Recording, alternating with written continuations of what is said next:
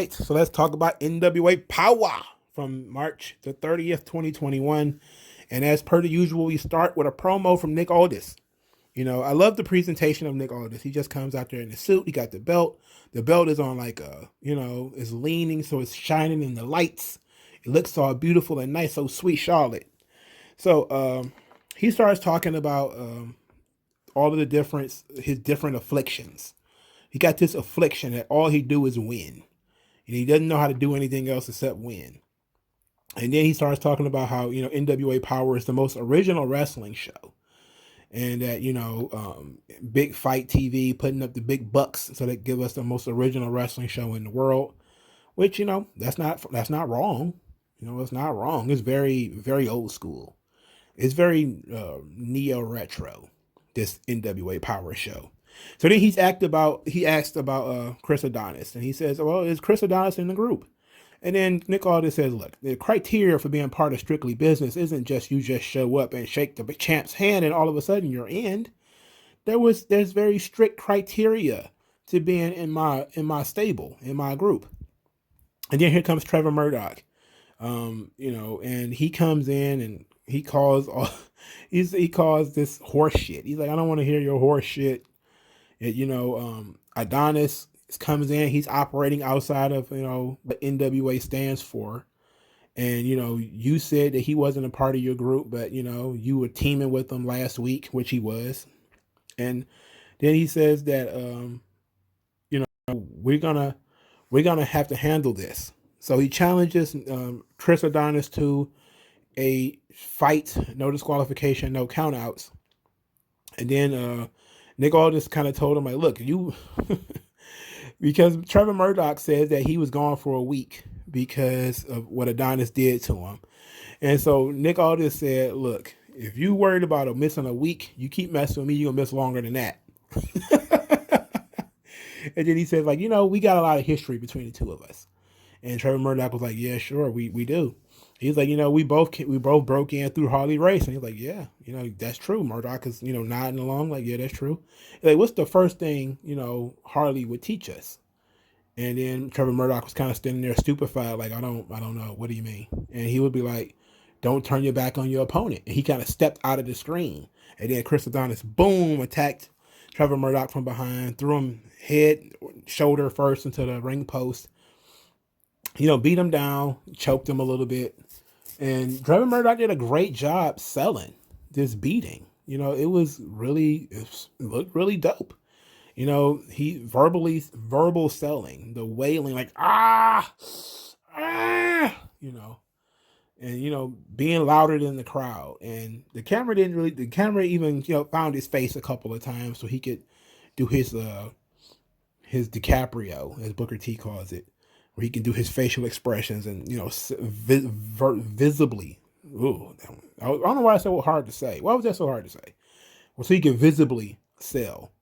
But, of course, the referees came in there and broke it up, so that Chris Adonis wouldn't go too far. And then we find out that there was the match is going to be made for tonight. The Trevor Murdoch versus Chris Adonis for the national championship will be tonight on the show. So then we get another backstage segment, this time featuring May Valentine, who has all the charisma, all of it. She's got all of the charisma of an unsalted saltine. Anyway, she is with Aaron Stevens and JR Kratos, the tag team champions. And Stevens is saying, like, look, I came out of that championship match against Aldis a changed man. I've dedicated the rest of my life to rest of my career to Joseph Hudson, and I've changed. I have a new focus on my life, and I'm tag team champions, and we're going to be tag team champions for a long time. And then Sal Ronaldo comes in, and he's like, hey, I knew Joseph too. He was a friend. How about you guys give me a tag team title match? And then Stevens was like, sure. He's like, next week? He's like, sure. But, be ready because we're coming for you. And I guess that's where they're going to break up him and Kratos, which is probably should never have been a team in the first place, but I understand why they were, because Stevens was a heel at the time, and he pulled the wool over their eyes by having Kratos as a fake question mark, and I got why they did it, but I'm glad that they're undoing it, and I'm glad that NWA is not being sticks in the mud about changing titles or stuff like that, because it actually lets the stories flow naturally when you're willing to break a title run, especially when it's one that's not necessarily needed. All right, the first match was Slice Boogie versus Jeremiah Plunkett, which Boogie won with a gotch power driver, which they called a dead ass driver. This match was very basic. Slice Boogie, outside of looking like a young Eddie Kingston, it really has nothing special going for him. A lot of people on this show are very plain. I'm talking boots and trunks. No flash, no frills. It has its own charm, but at the same time, you're like, gaudiness and that kind of thing is kind of part and parcel to pro wrestling. But at the same time, you look back at what this is trying to be. This is trying to be that old territory. In those old days, there wasn't a lot of flashy guys. So, I understand why they do what they do, but you could step into the 21st century at the same time, So then we get the second match was Tyrus versus Matthew Mims. Tyrus came out with Austin Idol, who says that Tyrus is a future world champion, and they got into a bit of a scuffle. Not a scuffle, I shouldn't say that because there was nobody scuffling, but they went over to intimidate the commentary team. And Velvet Sky just took off. She just left because, and then they gave Joe Galley and Tim Storm a hard time for letting the woman, get up and leave, and be replaced by Austin Idol, who did a lot of talking. He never stopped talking.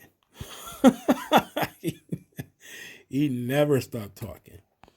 And basically, he just promised to take Tyrus to the top. Promised he's going to be the world heavyweight champion. Saying that the one thing he's been missing is me. He's half man. He's half monster. He's a manster. I call him a manster. I don't know how many times he used that joke.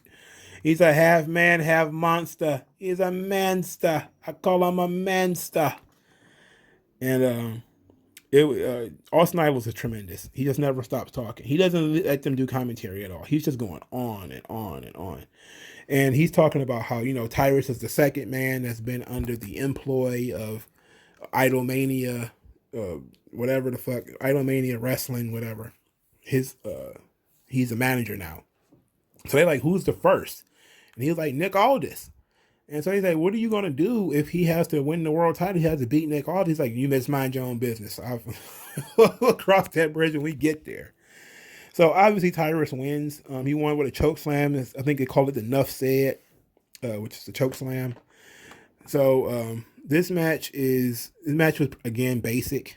Tyrus could have ended the match numerous times if he wanted to. He chose not to. Kept pulling the guy up. Austin Idol was great.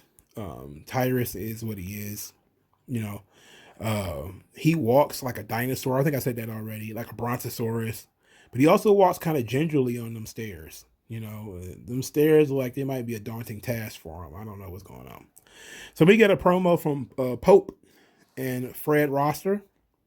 They were supposed to have a championship match on this show. It got bumped for Trevor Murdoch and Chris Adonis. So their match will be next week for the television title. Pope would defend the title against Fred Rosser. And Fred Rosser came in and was like, hey, it's good to be here. You got yourself a primetime player. And he said that, Pope is out here looking too good. He ain't ready to fight. Look at the Pope. He all shiny, shimmering. He ain't ready to fight Pope. And of course, the Pope started doing Dusty. You know how he do. But basically, he talked about how young Fred Rosser used to come in the back and used to say, Pope, you got any advice for me? And the Pope got a little advice for you right now, brother. When you come against the Pope, you better bring all you got. Because I'm bringing that work. And that's really all it was. I'm surprised he didn't go into how the textile workers are out of work and how the coal miners are out of work. All the bus drivers are out of work. All the Amazon drivers, all the Uber drivers. Because, Pope loved him some Dusty, but he didn't do Dusty this week. He does Dusty all the time, though, because that's the only thing he can do. But he didn't go full Dusty this week. He was mostly Pope this week. So Melina gets on commentary because this is a women's match. And Velvet Sky apparently is not a woman anymore. But this is also because Thunderosa is going to be on in this match. This is supposed to be a women's exhibition match where they're going to show off parts of the women's division of NWA. And while she's on commentary, she kept saying, like, oh, I'm just going to be here for Thunderosa if she needs it. So the match is Alex Gracia and Thunderosa versus Genocide and Sky Blue. For most of his match, Sky Blue was selling and just getting beat up by Alex Gracia and Thunderosa. That's just most of this match.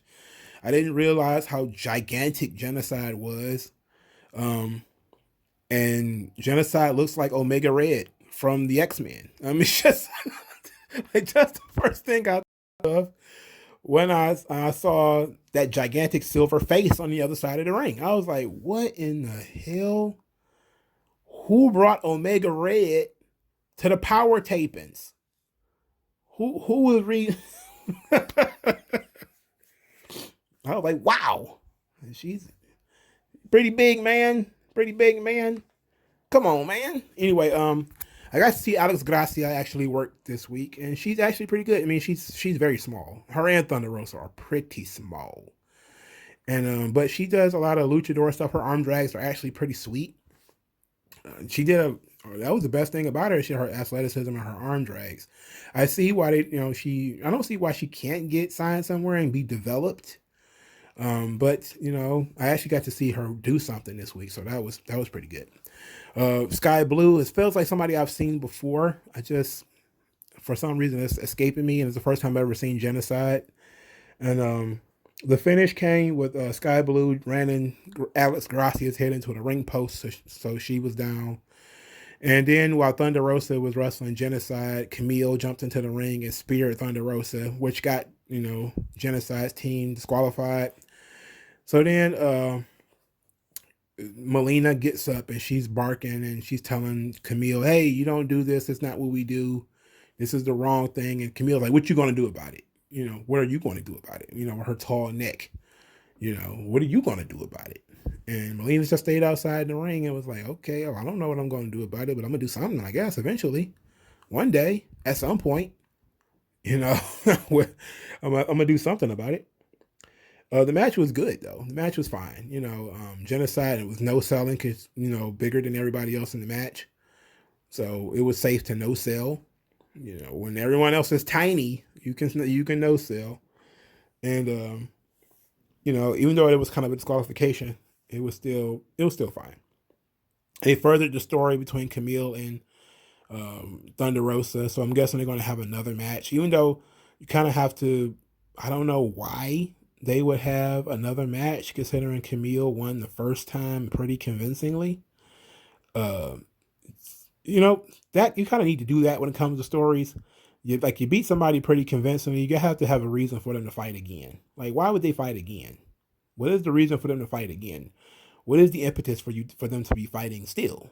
I know that Serena Deeb can't show up, so really Thunderosa is like the highest profile woman, and maybe this is all a ruse to so that Melina can manipulate Thunderosa. But I would have liked for somebody to try to explain to me why they're wrestling again, outside of why Camille still has a beef with Thunderosa. Like, what's her beef? Maybe we'll get that explained, because NWA seems like they don't have a problem explaining stuff. So Nick Aldis was on commentary because Tim Storm was going to talk about whether he was going to retire or not. And so Tim Storm basically, even though I think he's over the age of 50, he's basically like, oh, I'm not retired, not going to hang it up. And Nick Aldis was like, great, I'm glad that you're not retired. You're an asset around here. Love to see you lace up the boots and get back into the ring. But I'm more, happy to hear you not talking stupid about me. Me having to beat you up again. So I really like that, and Aldis did commentary for Chris Adonis versus Trevor Murdoch for the NWA National Championship, and the match was no disqualification. And Trevor Murdoch comes to the ring in a neck brace because he wants to get his revenge. But he also ran into a ring post earlier and stretched and had his neck cranked and all this type of stuff. He was also choked and everything. So he comes to the ring in a neck brace, and Adonis just chews him up. Chews him up, master lock, finish. He didn't tap out. He was unresponsive. The referee called for the bell. Great finish, great match. They didn't do anything, and that's the crazy thing. It was a great match and they did nothing. And that's why it was great. Because they had the opportunity to do all the bullshit. Chairs, blood, thumbtacks. It was no disqualification. All Chris Adonis did was work the neck, take him down, boom, work the neck, chin locks, beating him across the head and neck, all that kind of stuff.